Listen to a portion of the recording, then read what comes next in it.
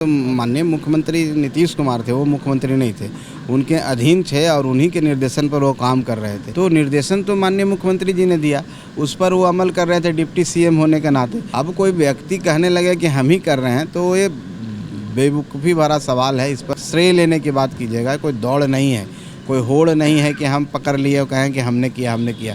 जनता सब देखती है। नमस्कार, दर्श न्यूज देख रहे हैं आप और मैं हूं आपके साथ दक्षा प्रिया। तो केंद्रीय मंत्री बनने के बाद जीतन राम मांझी पहली बार पटना लौटे हैं और पटना लौटने के बाद कार्यकर्ताओं द्वारा जिस तरीके से भव्य स्वागत किया गया और मोदी कैबिनेट में उन्हें एक बड़ी जिम्मेदारी दी गई। इस वक्त बात करने के लिए हमारे साथ हम के राष्ट्रीय अध्यक्ष संतोष सुमन मांझी हैं, इनसे बातचीत करेंगे। सबसे पहले तो सर बधाई, मोदी कैबिनेट में बड़ा हिस्सा है।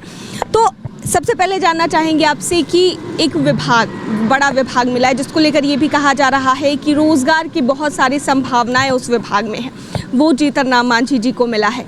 तो बिहार के लिए क्या कुछ होगा आगे से? निश्चित तौर पर ऐसा विभाग है जो उद्यमी पैदा करता है। छोटे छोटे गांव में जो ट्रेडिशनल काम कर रहे हैं, जो आर्टिज़न हैं, चाहे जो खादी से जुड़े हुए हैं, जो 250 करोड़ के नीचे के जो रोज़गार करते हैं उनको मदद मिलेगा। और जो जब रोज़गार यहाँ पर उद्यमी क्रिएट होंगे तो यहाँ के लोगों को रोज़गार देंगे, पलायन कम होगा। तो ये एक महत्वपूर्ण विभाग है और माननीय प्रधानमंत्री जी का विज़न है।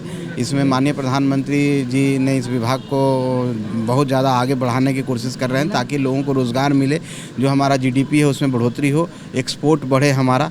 तो एक अपने आप में अति महत्वपूर्ण विभाग है और इसके लिए मैं माननीय प्रधानमंत्री जी को धन्यवाद देना चाहता हूं, अपने पार्टी की तरफ से, हिंदुस्तानी आवाम मोर्चा सेक्युलर की तरफ से, अपने कार्यकर्ताओं की तरफ से और बिहार के सभी हमारे मतदाता की तरफ से। उन्होंने बिहार को एक अच्छा मंत्रालय दिया है। हम समझते हैं जीतन राम मांझी ने जिस तरह से मुख्यमंत्री का जो समय था उनका, वो 9 महीने में काम किया, इसमें भी काम करने की कोशिश करेंगे। लोगों को रोज़गार देंगे, गरीबों की आशाओं जो उनके ऊपर जो आशा है उस पर खरे उतरेंगे।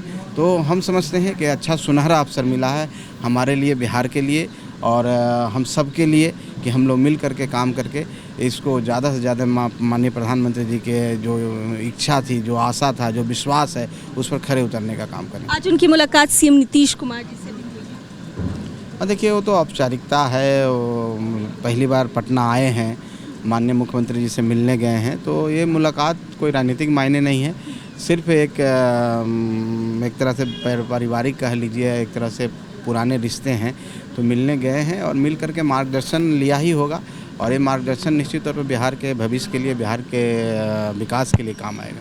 अच्छा, तेजस्वी यादव की अगर बात की जाए तो वो साफ तौर से बार बार ये बातें कहते नज़र आ रहे हैं कि मार्गदर्शन तो हमने ही दिया है और इसके बाद एनडीए के लोग जो हैं वो नौकरियों की बात कर रहे हैं, लेकिन इतने कम समय में नौकरियां देने का काम हम लोगों ने किया, जिसके बाद एनडीए ने भी ये सीख ली।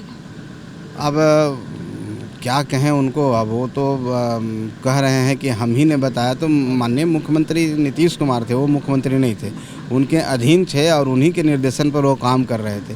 तो निर्देशन तो माननीय मुख्यमंत्री जी ने दिया, उस पर वो अमल कर रहे थे डिप्टी सीएम होने के नाते।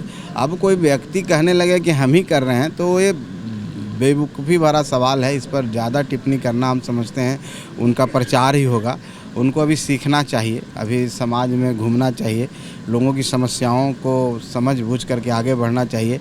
जो जात पात वो बढ़ा रहे हैं उससे उबरना चाहिए और उबर के काम करिएगा तो बिहार के बेहतरी के लिए कीजिए तो जनता आपको ज़रूर नोटिस करेगी, तब आपको फ़ायदा होगा। इस तरह की बात, श्रेय लेने की बात कीजिएगा, कोई दौड़ नहीं है, कोई होड़ नहीं है कि हम पकड़ लिए और कहें कि हमने किया। जनता सब देखती है किसके निर्देशन में हुआ, किनके कारण हुआ। तो ये सब माननीय मुख्यमंत्री जी का दूरदर्शिता है। उन्होंने 17-18 साल से जिस तरह से जंगल राज से बिहार को उबारा है, जो शांति बिहार में दी है, जो विकास बिहार में किया है, ये उनका दृढ़ संकल्प है, उनका विज़न है, ना कि किसी और का है। बाकी वो बोल रहे हैं तो उनको हम लोग रोक नहीं सकते हैं, बोलने नहीं दिया। आप लोग पर भी परिवारवाद का आरोप लग रहा है। देखिए, परिवारवाद का मतलब तब परिवारवाद होता है जब हम कुछ नहीं कर रहे हैं, एकाएक हम पॉलिटिक्स में आते हैं और उन्हीं के छत्र छाया में काम करते हैं। जहाँ तक मेरी बात है तो हम भारतीय जनता पार्टी के शुरू से सदस्य रहे हैं और हमने संघर्ष भी किया है अपने जीवन में और संघर्ष करने के बाद हम यहाँ पर पहुँचे हैं, इस मुकाम पर पहुँचे हैं। तो ये लोकतंत्र में हर व्यक्ति को अधिकार है। आप भी जिस फील्ड में हैं, आप संघर्ष करके आगे बढ़ते हैं, हो सकता है कि संजोग से आपके किसी परिजन इस जगह पर पहले से उच्च पद पर हैं, जिसका मतलब ये नहीं होता है कि परिवारवाद वही होता है जो चांदी के चम्मच और सोने के चम्मच लेकर पैदा हुए, डायरेक्ट एंट्री डिप्टी सीएम के रूप में होता है, तो परिवारवाद उसको कहते हैं। हमारा कोई डायरेक्ट एंट्री नहीं हुआ, हम संघर्ष किए हैं, हम चुनाव लड़े हैं, चुनाव हारे हैं, लोगों के बीच में रहे हैं, सामाजिक कार्य किए हैं, मेरा लंबा अनुभव है और अपने उस अनुभव और उस कार्य के आधार पर हम अपनी पहचान बनाए हैं। अलग बात है कि मेरे पिताजी हैं तो उनकी छत्र छाया तो रहेगा ही, उसको हम इग्नोर नहीं कर सकते हैं, लेकिन परिवारवाद की श्रेणी में नहीं आता है। माननीय प्रधानमंत्री जी भी इसको कहते हैं। जो लोग खुद परिवारवाद के घोतक हैं, परिवारवाद के सबसे बड़े नायक हैं, वो दूसरे के ऊपर अगर अंगुली उठाते हैं तो हम समझते हैं कि इससे बड़ा हास्यास्पद कोई हंसी योग बात ही नहीं होगी। उनको खुद सबक लेना चाहिए इस तरह से बातों से। अच्छा, सीतामढ़ी के नवनिर्वाचित सांसद देवेश चंद्र ठाकुर जी ने एक बयान दिया यादवों और मुस्लिम को लेकर के, क्योंकि वोट कम उन्हें उन लोगों की तरफ से पड़े। किस तरीके से देख रहे हैं? देखिए, वोट देना ना देना लोकतंत्र में हर व्यक्ति का अधिकार है। हमारा ये राइट है कि हम किसको वोट देना दें, और जो जनप्रतिनिधि चुन के जाते हैं उनको पता नहीं वो क्या बोले, हम नहीं जानते हैं, लेकिन ऐसा कोई बात होगी तो सार्वजनिक तौर पर इस तरह की बातों से बचना चाहिए। हम सबके प्रतिनिधि हैं, और जब लोकसभा में जितने लोग हैं, जितने उनके वोटर हैं, उस सबके प्रतिनिधि हैं। कैटेगराइजेशन नहीं होता है, सबको समानता होती है, ये संविधान ने सिखाया है। तो संविधान के मूल मंत्र को अगर हम समझते हैं, बाबा साहब के दिए हुए संविधान को अगर हम मानते हैं, तो हमें इस तरह की बातों से बचना चाहिए। एक आखिरी सवाल सर, नीट पेपर लीक को लेकर जिस तरीके से बवाल मचा हुआ है, क्योंकि आप कैबिनेट में मिनिस्टर हैं और एक पढ़े लिखे व्यक्ति हैं, तो किस तरीके से देख रहे हैं 24 लाख स्टूडेंट्स का जो भविष्य अगर कह लिया जाए तो फिलहाल दांव पर लगा हुआ है? सरकार सजग है।